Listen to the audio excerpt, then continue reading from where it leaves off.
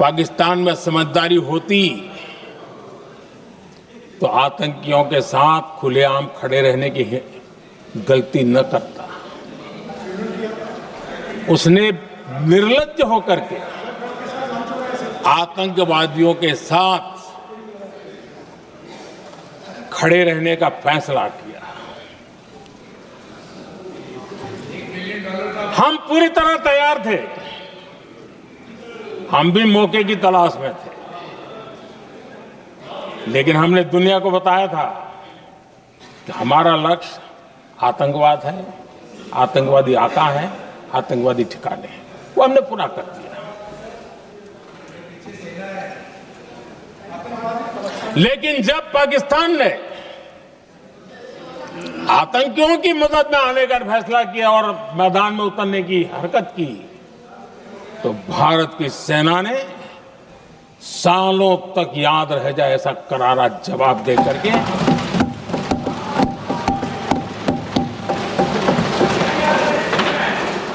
9 मई की मध्य रात्रि और 10 मई की एक प्रकार से सुबह हमारी मिसाइलें उन्होंने पाकिस्तान के हर कोने में प्रचंड प्रहार किया, जिसकी पाकिस्तान ने कभी कल्पना नहीं की थी, और पाकिस्तान को घुटनों पर आने के लिए मजबूर कर दिया।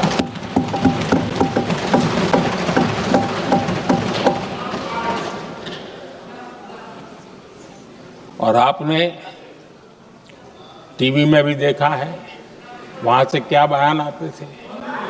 पाकिस्तान के लोग, अरे मैं तो स्विमिंग पूल में नहा रहा था, कोई कह रहा था मैं तो दफ्तर जाने की तैयारी कर रहा था।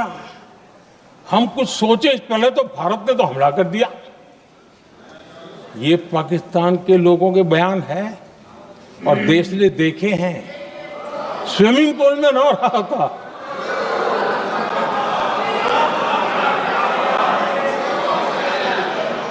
और जब इतना कड़ा प्रहार हुआ, पाकिस्तान ने कभी सोचा तक नहीं था, तब जाकर के पाकिस्तान ने फोन करके डीजीएमओ के सामने फोन करके गुहार लगाई, बस करो, बहुत मारा, अब ज्यादा मार झेलने की ताकत नहीं है, प्लीज हमला रोक दो। ये पाकिस्तान के डीजीएमओ का फोन था। और भारत ने तो पहले दिन ही कह दिया था, 7 तारीख सुबह की प्रेस देख लीजिए, कि हमने हमारा लक्ष्य पूरा कर दिया है, अगर आप कुछ करोगे तो महंगा पड़ेगा। और आप धीरे ऐसे कैसे चलता है? प्लीज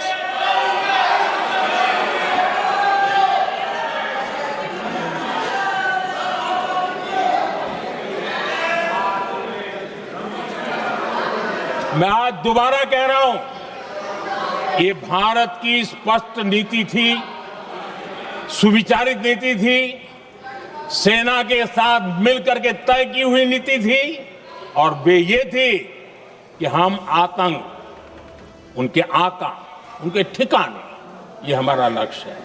और हमने कहा, पहले दिन प्रेस कॉन्फ्रेंस में कहा है कि हमारा एक्शन नॉन एक्सीलेटरी है, ये हमने कह करके किया है।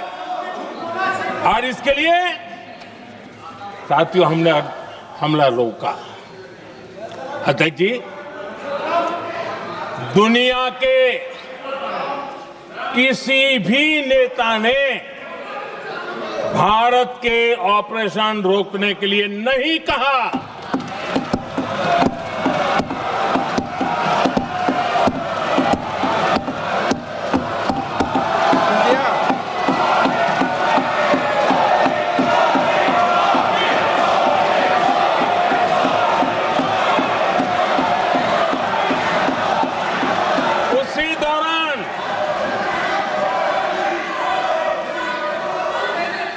9 तारीख को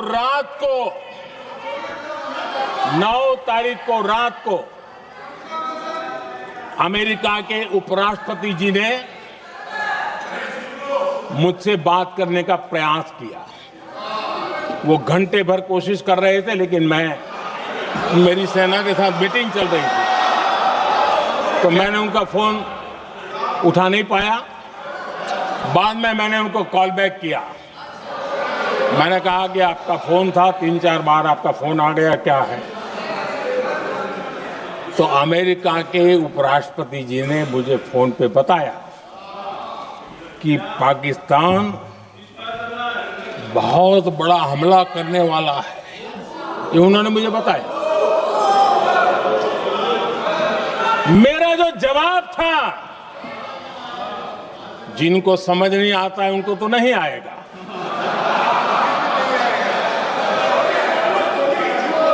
मेरा जवाब था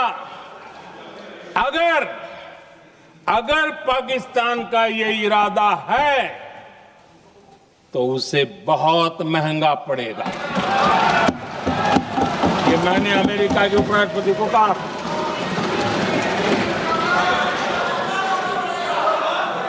अगर पाकिस्तान हमला करेगा तो हम बड़ा हमला कर करके जवाब देंगे। ये मेरा जवाब था। और आगे मेरा एक वाक्य था, मैंने कहा था हम गोली का जवाब गोले से देंगे। ये 9 तारीख रात की बात है, और 9 रात में और 10 सुबह हमने पाकिस्तान को सैन्य शक्ति को तहस नहस कर दिया था। और यही हमारा जवाब था, यही हमारा जज्बा था। और आज पाकिस्तान भी भली भांति जान गया है कि भारत का हर जवाब पहले से ज्यादा तगड़ा होता है।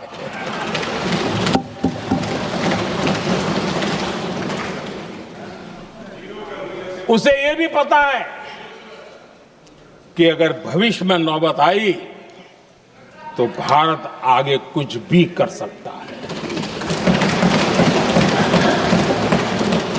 और इसलिए मैं फिर से लोकतंत्र के इस मंदिर में दोहराना चाहता हूं,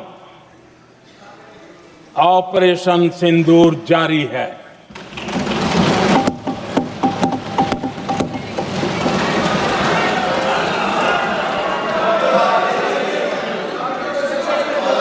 पाकिस्तान ने दुस्साहस की अगर कल्पना की तो उसे करारा जवाब दिया जाएगा।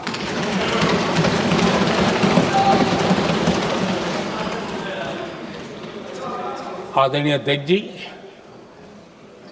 आज का भारत आत्मविश्वास से भरा हुआ है। आज का भारत आत्मनिर्भरता के मंत्र को लेकर के पूरी शक्ति के साथ तेज गति से आगे बढ़ रहा है। देश देख रहा है भारत आत्मनिर्भर बनता जा रहा है।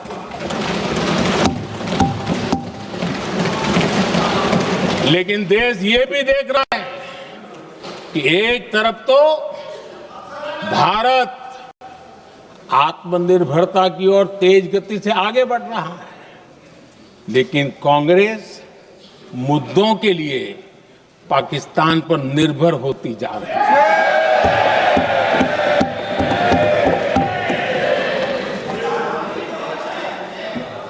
मैं आज पूरा दिन देख रहा था, जो 16 घंटे से जो चर्चा चल रही है, दुर्भाग्य से। प्लीज बैठिए, सब जवाब दे दिया आपका। आप सुनते नहीं, सबका जवाब दे दिया। प्लीज दुर्भाग्य से सुनिए जवाब। कांग्रेस को पाकिस्तान के मुद्दे इंपोर्ट करने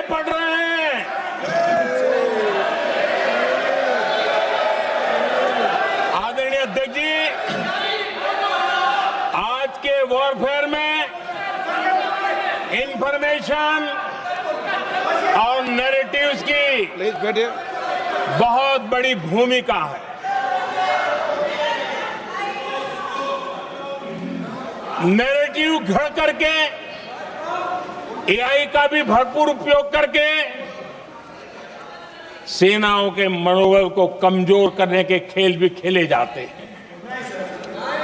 जनता के अंदर अविश्वास पैदा करने के भी भरपूर प्रयास होते हैं।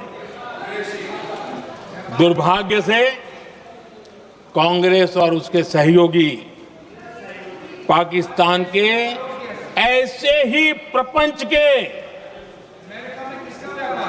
प्रवक्ता बन चुके हैं।